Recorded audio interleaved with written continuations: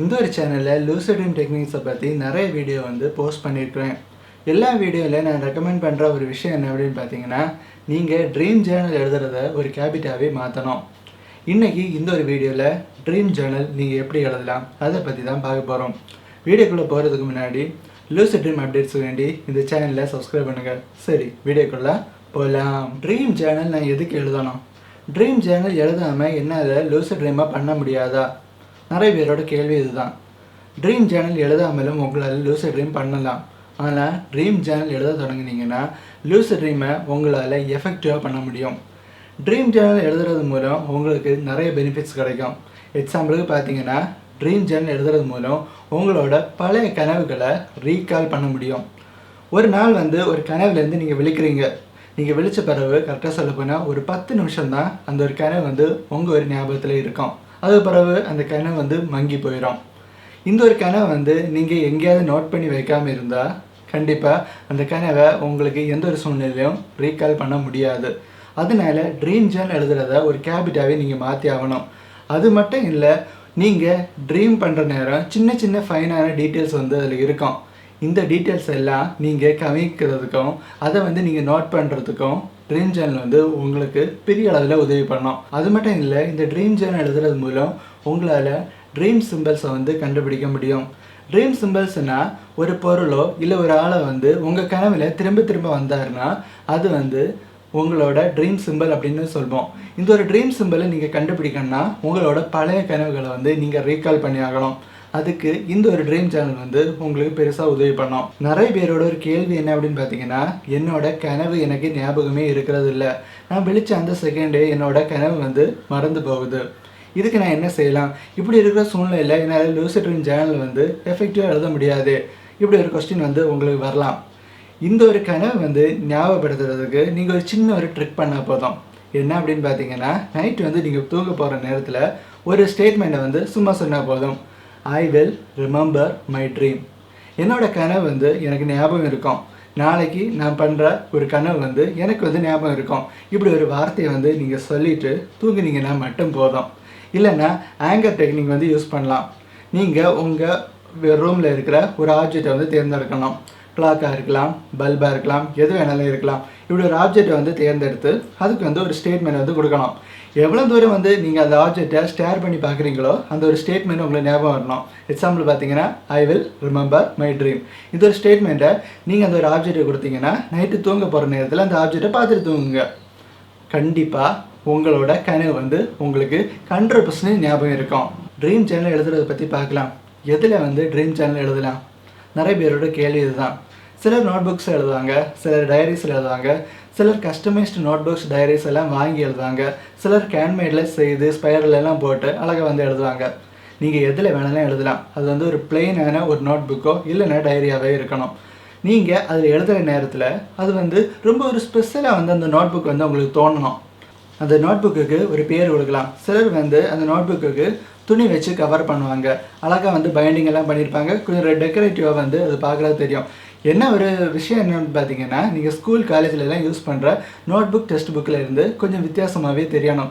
ஒரு அட்ராக்டிவ் உங்களுக்கு எப்போவுமே இந்த ஒரு ட்ரீம் சேனல் பார்க்குறேன்னு தோணணும். அந்த மாதிரி ஒரு நோட் புக்கையோ ஒரு டைரியை நீங்கள் தயார்படுத்தினா போதும். அந்த ஒரு நோட் புக்கில் நீங்கள் என்ன செய்யணும் அப்படின்னு பார்த்தீங்கன்னா, ஃபஸ்ட்டு பேஜில் உங்களுக்கு பிடிச்ச ஏதாவது ஒரு மோட்டிவேஷ்னல் பேடாக இருக்கலாம், பழமொழியாக இருக்கலாம், ஏதாவது நீங்கள் அதில் எழுதணும். அதை பார்த்தோன்னா நீங்கள் இன்ஸ்பயர் ஆகணும், மோட்டிவேட் ஆகணும், உங்களால் சில விஷயம் செய்ய முடியணும் அப்படின்னு சொல்லி உங்களுக்கு தோணும். அந்த மாதிரி ஒரு வார்த்தையை ஃபஸ்ட்டு பேஜில் நீங்கள் எழுதணும். இந்த நோட் புக்கை நீங்கள் படுக்கிற பெட்டுக்கு பக்கத்தில் வச்சுருக்கணும். ஏன்னா நீங்கள் விழிச்ச அந்த செகண்டே நீங்கள் உங்களோட ட்ரீம்ஸை எழுத தொடங்கணும். டிலே பண்ண உங்களோட ட்ரீம்ஸ் உங்களுக்கு மறந்து போகிறதுக்குள்ள வாய்ப்பு இருக்குது. சரி, இதில் என்ன எழுதலாம் அப்படின்னு பார்த்தீங்கன்னா, அதில் ஃபஸ்ட்டு டேட்டு போடணும். ஓகே, அது என்ன டேட் அப்படின்னு சொல்லி போடணும். அடுத்து நீங்கள் கண்ட கனவு ரெகுலர் ட்ரீமா இல்லைன்னா லூசிட் ட்ரீமா, இதை நீங்கள் எழுதணும். ரெகுலர் ட்ரீம்னா நம்ம நார்மலாக நமக்கு எல்லாருக்குமே வர்றது. லூசிட் ட்ரீம் நம்மளே வரவழைக்கிறது. இந்த 2 ட்ரீம் இந்த 2 ட்ரீமில் எந்த ஒரு ட்ரீம் நீங்கள் கண்டிங்க அப்படின்னு சொல்லி எழுதணும்.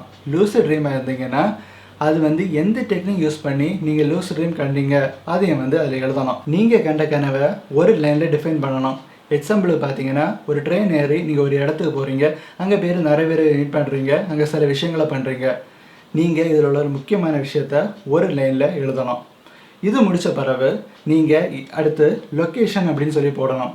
அந்த இடம் எப்படி இருந்துச்சு அப்படின்னு சொல்கிறத நீங்கள் எழுதணும். அந்த இடம் வந்து எந்த மாதிரிப்பட்ட இடமா இருந்துச்சு, அது வந்து உங்களுக்கு தெரிஞ்ச இடமா இருந்தால் அந்த இடத்தோட பேரை வந்து நீங்கள் போடலாம். அதை வந்து கிளியராக எழுதணும். உங்களுக்கு வந்து அதை டிஃபைன் பண்ணுறதுக்கு வார்த்தைகள் இல்லைன்னா நீங்கள் வந்து பிக்சர்ஸை யூஸ் பண்ணலாம். அடுத்து உங்களோட ஃபீலிங்ஸ் எழுதணும். நீங்கள் அந்த கனவில் இருக்கிற நேரம் உங்களுக்கு என்ன ஃபீலிங்ஸ் உண்டாச்சு? சோகமாக இருந்தால் சோகம், கவலையாக இருந்தால் கவலை, மகிழ்ச்சியாக இருந்தால் மகிழ்ச்சி, கோபமாக இருந்தால் கோபம், இந்த மாதிரி என்ன ஒரு ஃபீலிங்கில் அந்த கனவு த்ரூஅவுட்டாக நீங்கள் இருந்தீங்க அப்படின்னு சொல்கிறத நீங்கள் எழுதணும். அடுத்து பார்த்தீங்கன்னா ட்ரீம் சிம்பிள்ஸ். ட்ரீம் சிம்பிள்ஸ் உடனே வந்து நீங்கள் எழுத முடியாது. நீங்கள் ஒரு பிகினராக இருந்து இப்போ தான் ட்ரீம் சேனல் வந்து நீங்கள் எழுத தொடங்குறீங்கன்னா உடனே உங்களால் ட்ரீம் சிம்பிள்ஸை வந்து கண்டுபிடிக்க முடியாது. நீங்கள் ட்ரீம் சேனலில் நிறைய ட்ரீம்ஸை பற்றி எழுதுற நேரத்தில் உங்களால் ட்ரீம் சிம்பிள்ஸை கண்டுபிடிக்க முடியும். ட்ரீம் சிம்பிள்ஸ்னால் உங்களுக்கு அந்த சிம்பிள் வந்து திரும்ப திரும்ப வரும். அது ஒரு ஆளாக இருக்கலாம், இல்லைன்னா ஒரு பொருளாக இருக்கலாம். நீங்கள் காண்ற கனவுல எல்லாம் ரிப்பீட்டடாக அது வரும். அப்படி வந்துச்சுன்னா அதான் ட்ரீம் சிம்பிள். இந்த ட்ரீம் சிம்பிள் யூஸ் பண்ணி உங்களால் லூசிட் ட்ரீமுக்குள்ளே ஈஸியாக போக முடியும். அதனால தான் ட்ரீம் சிம்பிளும் ட்ரீம் சைன் எல்லாம் ரொம்பவே இம்பார்ட்டன்ட் அப்படின்னு சொல்கிறது. அடுத்து ட்ரீமோட கிளைமேட் எழுதணும். நீங்கள் கண்ட கனவில் கிளைமேட் வந்து வெயிலாக இருந்துச்சா, இல்லை குளிராக இருந்துச்சா, இல்லை மழை பெஞ்சிட்டு இருந்துச்சா, இந்த மாதிரி விஷயங்களை நீங்கள் எழுதணும். அடுத்து பர்சன்ஸ். நீங்கள் பார்த்த கனவில் வந்த ஆட்கள் எல்லாமே ஏற்கனவே உங்களுக்கு தெரிஞ்ச ஆட்களா, இல்லை தெரியாத ஆட்களா, இல்லை நான் அதை கிளியராக வந்து உங்களுக்கு டிஃபைன் பண்ண முடியலையா, இதை பற்றி உள்ள விஷயங்களை எல்லாமே எழுதலாம். இவ்வளோ தான். இது முடித்த பிறகு நீங்கள் கனவில் என்ன கண்டிங்க அப்படின்னு சொல்கிறத கொஞ்சம் ப்ரீஃபாக எழுதணும். இது எழுதுறது தான் கொஞ்சம் கூட ஒரு டிஃபிகல்ட்டான ஒரு ப்ரொசீஜர் அப்படின்னு சொல்லலாம். இதில் என்ன செய்யணும் அப்படின்னு பார்த்தீங்கன்னா, எதெல்லாம் எழுதணும், எதெல்லாம் ஸ்கிப் பண்ணணும் அப்படின்னு சொல்கிற ஒரு கேள்வி வந்து உங்களுக்கு வரும். உங்களுக்கு எதெல்லாம் முக்கியம் அப்படின்னு சொல்லி தோணுதோ அதெல்லாம் எழுதுங்க. உங்களுக்கு எதெல்லாம் ஸ்கிப் பண்ணணும் அப்படின்னு சொல்லி தோணுதோ அதெல்லாம் ஸ்கிப் பண்ணுங்கள். ஓகே, உங்களோட ஒரு டிசிஷன் தான் ஃபைனல். உங்களுக்கு வந்து அதில் எது இம்பார்ட்டன்ட் இல்லை அப்படின்னு சொல்லிட்டு உங்களால் ஜட்ஜ் பண்ண முடியும். இது முடித்த பிறகு இந்த ஒரு ட்ரீமுக்கு நீங்கள் ஒரு டைட்டில் கொடுக்கணும். டைட்டில் கொடுக்காமலாம் இருக்கலாம், ஆனாலும் உங்களோட ட்ரீம் வந்து எது அப்படின்னு சொல்லி உங்களுக்கு ஈஸியாக கண்டுபிடிக்கிறதுக்கு கண்டிப்பாக ஒரு டைட்டில் கொடுக்கலாம்.